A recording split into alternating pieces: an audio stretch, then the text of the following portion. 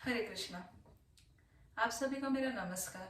जैसा कि मैंने अपने आखिरी वीडियो में प्रॉमिस किया था, मैं आज फिर आपके लिए एक कहानी लेकर आई हूँ। कहानी मेरी नॉर्मल डिलीवरी की। तो चलिए मेरे साथ उस यादों के सफ़र में। जब प्रेगनेंसी होती है तो शुरुआत के कुछ महीने खुशियों में कैसे बीत जाते हैं पता ही नहीं चलता।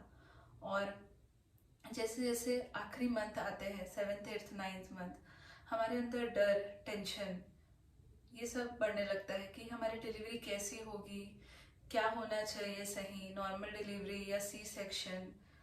तो आज इस कहानी में मैं आपको यही बताऊंगी कि मेरी नॉर्मल डिलीवरी कैसी रही और मैंने नॉर्मल डिलीवरी क्यों चूज की।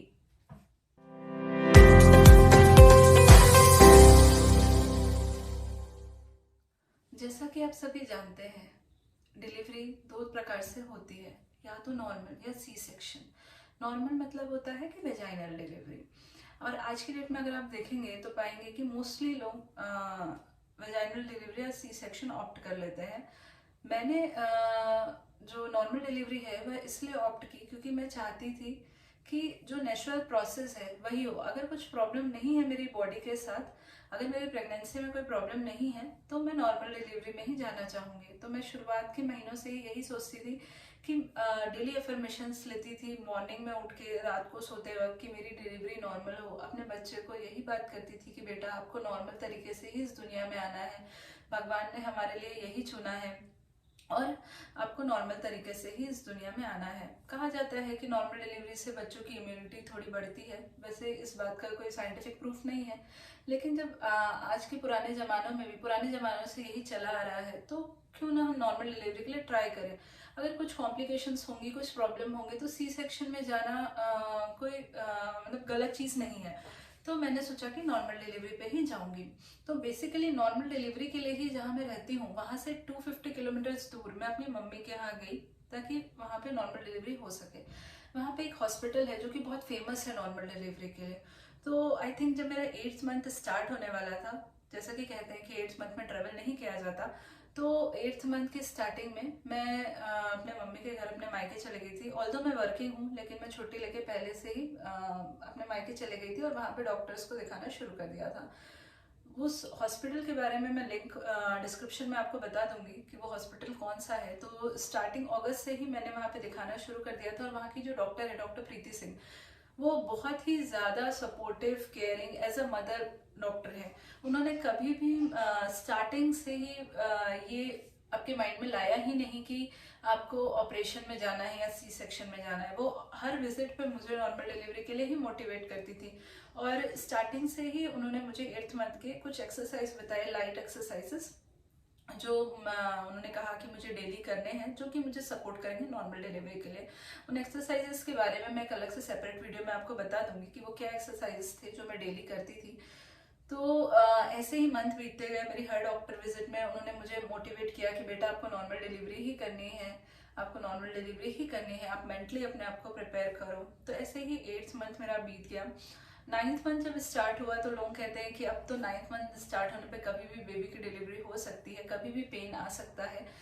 तो 9th मंथ स्टार्ट हुआ मेरा 9th ऑफ सितंबर के आसपास। और मैं रोज यही सोचती थी कि हाँ, आज तो वो दिन नहीं है कि जब पेन आए, आज तो वो दिन नहीं है कि जब पेन आए।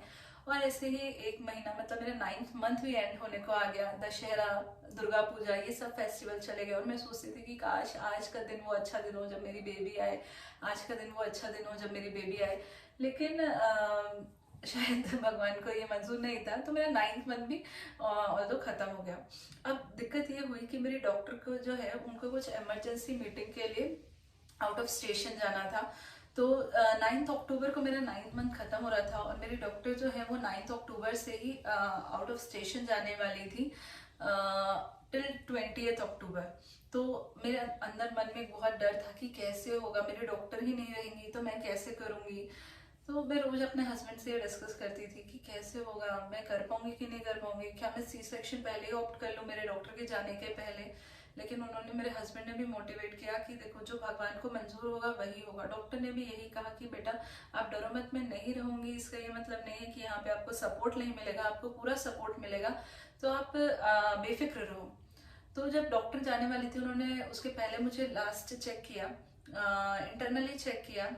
जो इंटरनली चेक होता है वो क्या होता है उसके बारे में मैं आपको किसी और वीडियो में अच्छे से बताऊंगी। तो उस इंटरनल चेकअप पे उन्होंने बोला कि बेटा आपका सर्विक्स अभी ओपन नहीं हुआ है, तो अभी तो चांसेस नहीं लग रहे हैं, आप वेट करो। तो मेरा 9th मंथ खत्म हो गया था और मैंने पेन का वेट कर रही थी।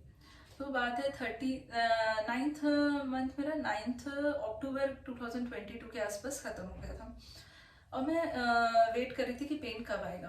तो बात है 13th अक्टूबर 2022 की। मॉर्निंग में मैं रोज उठ के एक्सरसाइज अपना वॉक जो रूटीन फॉलो करती थी वो मैं कर रही थी। तो रोज मैं वॉक करते वक्त अपने हस्बैंड से बात करती थी फ़ोन पे। तो मैंने कहा कि मुझे बहुत घबराहट हो रही है, आप आ जाओ, भले ही आप पहले ही छुट्टी लेके आ जाओ, लीव लेके आ जाओ, लेकिन आप मेरे साथ रहो, क्योंकि मैं चाहती हूँ आप मेरे साथ रहो, क्योंकि जब डिलीवरी होगी तब तक आपको आने में ही 4-5 घंटे लग जाएंगे, तो आप पहले से आ जाओ।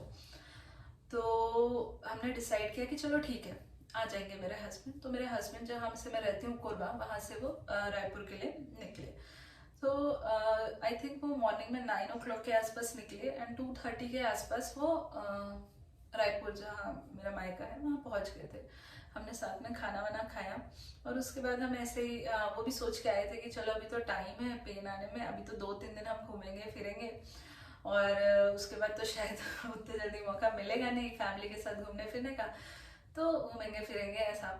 अब हमने शाम को ऐसे ही वॉक पे गए और बस आके हम बैठे थे, रात का खाना खा लिया।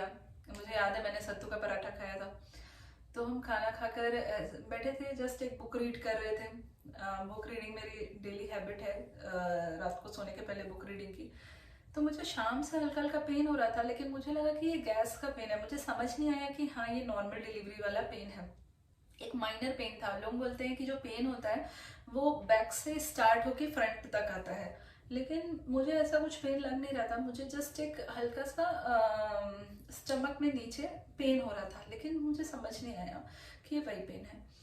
फिर वो लेकिन ये मुझे फिर 6 बजे 7 बजे से हो रहा था इवनिंग के, और मैंने अपने हस्बैंड को भी बताया, लेकिन हम लोग को ये नॉर्मल लगा कि गैस्ट्रिक पेन होगा। रात को 9-9:30 बजे की बात है, मुझे पेन थोड़ा ज़्यादा लगा जब मैं लेटी तो, एंड फिर मैंने सोचा ये वही पेन नहीं है, तो थोड़ा और दिखते हैं, और प्लस फर्स्ट प्रेगनेंसी है तो समझ में भी नहीं आता कि कौन सा डिलीवरी पेन है।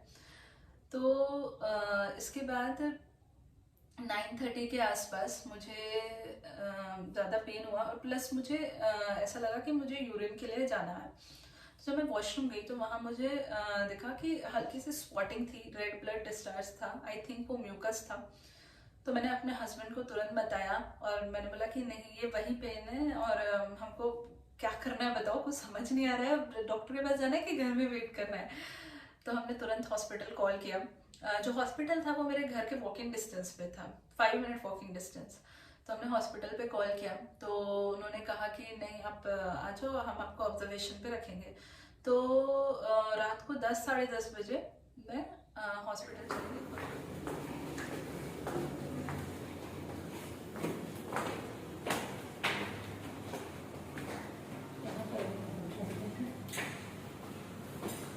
तो फर्स्ट फ्लोर को अपन को सेकंड में जाना है, सपने को सेकंड जाना है।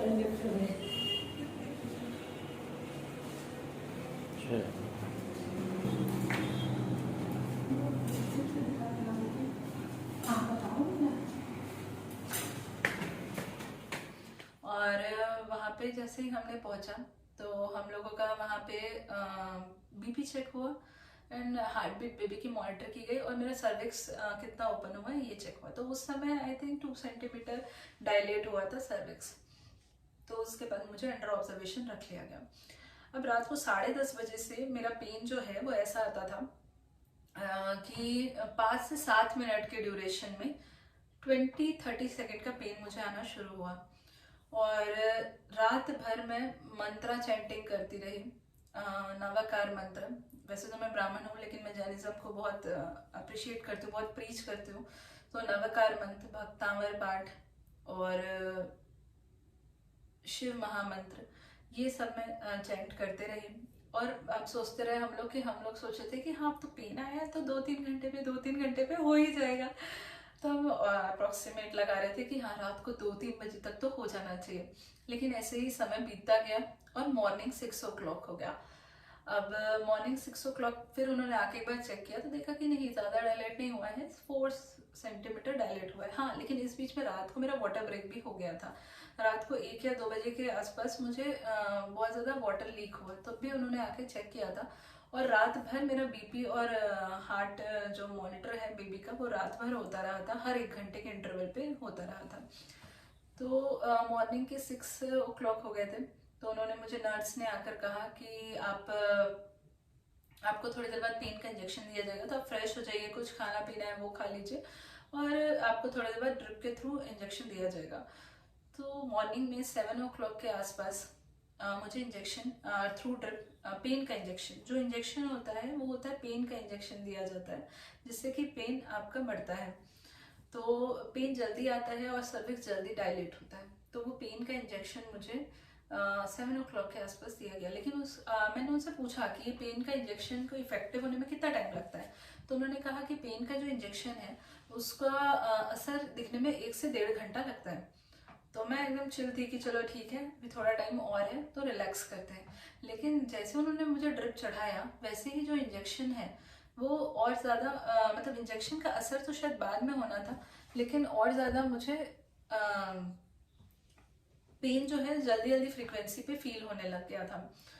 तो जो पेन आ रहे थे मुझे, वो 3 से 4 मिनट में आ रहे थे और 40-50 सेकेंड लास्ट कर रहे थे। लेकिन मेरे हस्बैंड उस समय थे नहीं, वो घर गए थे फ्रेश होने के लिए। मेरी मम्मी मेरे पापा उस समय मेरे साथ थे। फिर 7 o'clock के बाद 7:30 से मुझे थोड़ा ज़्यादा पेन होने लगा। फिर मेरे हस्बैंड 8 बजे पहुंच गए। अब उस समय जो मेरी कंडीशन थी, वो मतलब आज तक हमने कभी ऐसा पेन ऑब्जर्व ही नहीं किया है, तो समझ में भी नहीं आता कि उसमें कैसे हम रिएक्ट करेंगे। बहुत ज़्यादा पेन होना शुरू हुआ, जो मुझे लग रहा था कि बहुत ज़्यादा है उस समय। तो 8 के आसपास मुझे जो पेन आना शुरू हुआ वो मेरे लिए बियरेबल नहीं था। तो एक मोमेंट ऐसा आ रहा था, हर पेन के बाद एक मोमेंट ऐसा आ रहा था कि मैं अपने हस्बैंड को बोल रही थी कि नहीं नहीं धन, मुझसे नहीं हो पाएगा, प्लीज़ तुम नर्स को बुलाओ और बोलो कि मुझे ऑपरेट कर दे, मैं नहीं हैंडल कर पाऊंगी, नहीं हैंडल कर पाऊंगी। लेकिन मैं आपको ये बताना चाहती हूँ कि वहाँ के स्टाफ इतना ज़्यादा सपोर्टिव, इतना ज़्यादा सपोर्टिव, इतना ज़्यादा मोटिवेट करने वाले कि जो भी नर्स मुझे आती थी देखने, वो बोलती थी दीदी आप कर लोगे, आपके फेस में दिख रहा है आप कर लोगे, आप नॉर्मल डिलीवरी कर लोगे, नॉर्मल डिलीवरी आपको लाइफ भर आपका हेल्दी रखेगा, बहुत सपोर्ट करेगा, आप अपनी बेबी की केयर अच्छे से कर पाओगे, तो आपको नॉर्मल डिलीवरी पे ही जाना है दीदी, ऐसे करके हर नर्स मुझे सपोर्ट कर रही थी। लेकिन मैं उस समय एकदम सरेंडर हो गई थी। मैं अपने हस्बैंड को, आई थिंक वो बताते हैं बाद में, कि मैंने उनको कार्ड वार्ड भी दिया था हाथ में कि मुझसे नहीं पेन हो पा रहा है और मुझे यहाँ से लेके चलो और ऑपरेशन थिएटर में सीधा ऑपरेट करवा दो। और जब पेन आता है ना, तो आपको ऐसा लगता है कि आपको पॉटी आ रही है, तो बार बार यूरिन जाने की इच्छा होती है कि मुझे लेके चलो लेके चलो। तो 2-3 बार मैं यूरिन में गई, तो ऐसा लग रहा था कि अब कुछ निकल रहा है बाहर, कुछ निकल रहा है बाहर, लेकिन समझ नहीं आ रहा था कि क्या है। अब उसके बाद एक कंडीशन ऐसा आया, आई थिंक 8:30 के अराउंड, 8:40 के अराउंड, कि मैंने अपने हस्बैंड को बोला कि प्लीज़ जाके नर्स को बुलाओ और बोलो मुझसे नहीं हो पा रहा है। और ये पेन उस समय ऐसे आ रहे थे कि एक आपको लगेगा 50-60 सेकेंड्स के पेन हर 2-3 मिनट पे, तो आपको उस समय बहुत ही ज़्यादा दर्द होगा। लेकिन उसके बाद इतना ज़्यादा रिलैक्स होगा जब वो पेन खत्म हो जाता है, तो वो जस्ट ऐसे ऐसे ऐसे ऐसे पेन का रिलैक्सिंग और कॉन्ट्रैक्शन होता रहता है। तो हम उसको पेन बोलना हमारे लिए वर्ड सही नहीं है, एक्चुअल में वो हमको बोलना चाहिए कि हमारा मैजिक मूवमेंट है, जब हमारा बेबी इस दुनिया में आने वाला है और वो आपको फील करा रहा है कि मैं इस दुनिया में आ रहा हूँ, तो मेरे लिए तैयार हो जाओ।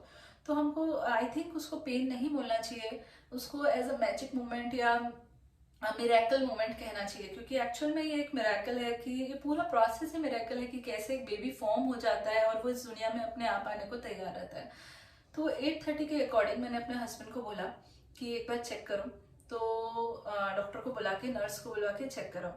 तो वो नर्स आई, तो पहले तो आने को तैयार नहीं थी, बोली नहीं भैया इतने जल्दी टाइम नहीं होगा, अभी हमको 1-1.5 घंटा और रहना है। तो मेरे हस्बैंड आके बोले 1-1.5 घंटा और? मैं बोली क्या 1-1.5 घंटा और? बिल्कुल नहीं, अभी ऑपरेट करो, अभी ऑपरेट करो। लेकिन वो फिर जाके फिर से नर्स के पास गए कि बहुत ज़्यादा पेन में है मेरी वाइफ, मैं देख नहीं पा रहा हूँ उसको पेन में। तो नर्स ने कहा कि चलो ठीक है, लेकिन आप, उन्होंने कहा कि आप भैया वहाँ से हट जाओ, वो आपको देख के और वीक होती जा रही है, तो आप हट जाओ वहाँ से। और सिर्फ वो एक minor he, I think half an hour का जो ड्यूरेशन था वही सबसे ज़्यादा कॉन्ट्रैक्शन का ड्यूरेशन था। बाकी पूरा पेन, पूरा जो ड्यूरेशन होता है वो बहुत ही इजीली हैंडल हो जाता है। तो वो नर्स आई और उन्होंने मुझे देखते ही कहा, उन्होंने सर्विक्स चेक भी नहीं किया, बस एक बार बाहर से देखा और बोला कि अरे इनको तो तुरंत डिलीवरी रूम, लेबर रूम में लेके जाना है। तो 8:40 के अकॉर्डिंग, 8:40 के आसपास मुझे लेबर रूम में लेके गए। और मैं सबसे ज़्यादा डरती थी कॉन्ट्रैक्शंस के पेन से ज़्यादा मुझे डर था स्टिचेस का, कि वहाँ पे जो स्टिचेस लगेंगी उसमें कितना दर्द होगा, वहाँ पे जो कट किया जाएगा उसमें कितना दर्द होगा। तो मैं उससे ज़्यादा डरती थी एज कम्पेयर टू बेबी के बाहर आने का जो पेन होगा उससे। पेन वर्ड आई थिंक मेरे को बार बार यूज़ नहीं करना चाहिए, लेकिन अभी वही सही वर्ड मुझे लग रहा है। तो जो बाहर आने का जो प्रोसेस होगा उसमें मुझे ज़्यादा तकलीफ नहीं होगी, मुझे ऐसा लगता था as compare to cut and stitches में। तो मुझे तुरंत लेबर रूम में लेके गए। एक सिंगल नर्स थी जो मुझे लेके गई थी, और मैं सोच रही थी कि हाँ ये अकेले कर लेंगी, और उनके साथ एक सपोर्टिव नर्स थी जो बेबी के लिए गई थी। तो मुझे जाते ही वहाँ लेट आए और जस्ट उन्होंने आई थिंक कट लगाया हल्का सा, और उन्होंने कहा कि मुझे बेबी का सिर दिख रहा है, आप पुश करो। तो मैंने पहला पुश किया और उन्होंने कहा कि जब आपको लगे कि कॉन्ट्रैक्शंस आ रहे हैं तब आप पुश करना। तो मैंने पहली बार किया तो नहीं हुआ सक्सेस। तो उन्होंने फिर कहा कि एक बार और करो। तो मैंने इस बार बहुत ज़्यादा ज़ोर से पुश किया और बेबी तुरंत बाहर थी। मुझे पता भी नहीं चला, पूरा तकलीफ सब गायब और खुशी, सिर्फ खुशी, उस मोमेंट की खुशी। आप जो एक मदर है वही समझ सकती है कि जब आपके बेबी का सबसे पहला आवाज़ सुनते हो, जब वो बाहर आती है, तो उस मोमेंट की जो खुशी है वो आप, क्या कॉन्ट्रैक्शंस, क्या पेन, मुझे कुछ सब गायब ऐसा था। तो मुझे बहुत अच्छा लग रहा था कि मैं सब बैक टू नॉर्मल। और सबसे बड़ा ये लग रहा था कि मैं सोचती थी कि जो मैं कर पाऊंगी वो मैं कर पाई एट लास्ट फाइनली। मेरे जितने भी फ्रेंड सर्कल्स हैं, जितने भी मैंने आज तक सुने थे अपने रिलेटिव्स में, सबके सी सेक्शन थे, और मैं सोचती थी कि मेरा नॉर्मल होना चाहिए, और मैं वो कर पाई। तो ये मुझे सबसे अच्छा लग रहा था उस समय। तो ये है ऐसा। मैं मतलब लास्ट में यही बोलना चाहूँगी कि नॉर्मल या सी सेक्शन ये हमारा चॉइस है कि हम क्या करना चाहते हैं। इसमें कोई आपको फोर्स नहीं कर सकता है कि आप नॉर्मल करो या सी सेक्शन। जो हमें, हमारे लिए सही लग रहा है, हमारे बेबी के लिए सही लग रहा है, हमें वो करना चाहिए।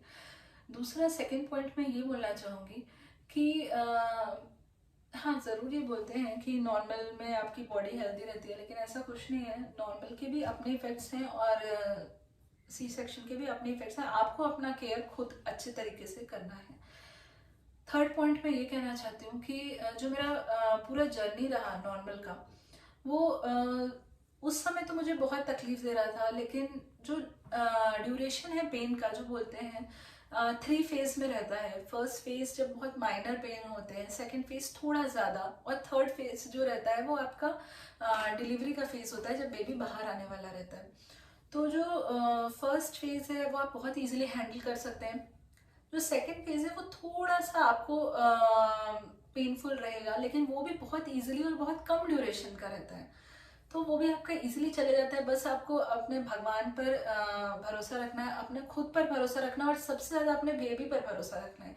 आपको अपने बेबी को यही कहना है कि आप अच्छे से आ जाओगे, आप स्मूथली आ जाओगे, आप मम्मा को तकलीफ नहीं दोगे, तो आप अच्छे से नॉर्मल तरीके से आ सकते हो। और थर्ड फेस होता है वो बेबी के बाहर आने का फेस होता है, और वो बहुत ही इजीली आप पुश करके बेबी को ला सकते हैं। तो जैसा कि मैं बता रही थी आपको, 13 अक्टूबर को मैं एडमिट हुई, और 14 अक्टूबर को जब 8:40 को मैं लेबर रूम में गई, तो मेरी बेबी लेबर रूम में 8:40 भी नहीं, आई थिंक मैं 8:45 8:50 को गई थी, और 9 AM को मेरी बेबी आ गई थी बाहर। तो पहले तो मैं बहुत डरती थी कि नॉर्मल डिलीवरी बहुत ही पेनफुल, बहुत ही तकलीफ वाला प्रोसेस है, लेकिन ऐसा बिल्कुल नहीं है। नॉर्मल डिलीवरी बहुत अच्छे से हो जाती है। आपको अपने ऊपर फेथ रखना है, अपने बेबी के ऊपर फेथ रखना है, और सबसे ज़्यादा अपने डॉक्टर के ऊपर फेथ रखना है। तो यही मेरी नॉर्मल डिलीवरी की कहानी थी। अगर आपको कुछ इसमें डाउट हो, कुछ जानना हो मुझसे, तो आप कमेंट करके ज़रूर मुझे बताएं। अगर आपको कुछ चीज़ें लग रही हो जो मुझे करेक्ट करनी चाहिए, वो भी मुझे कमेंट करके बताएं। और मैं आगे आने वाले वीडियोस में और डिटेल में आपको ये सब प्रेगनेंसी की जर्नी प्लस बेबी से रिलेटेड जो मैं फॉलो कर रही हूँ डेली, आपको बताऊंगी। तो आपको अगर अच्छा लगे तो लाइक, सब्सक्राइब और शेयर अपने दोस्तों के साथ और ज़रूरतमंद लोगों के साथ ज़रूर करें।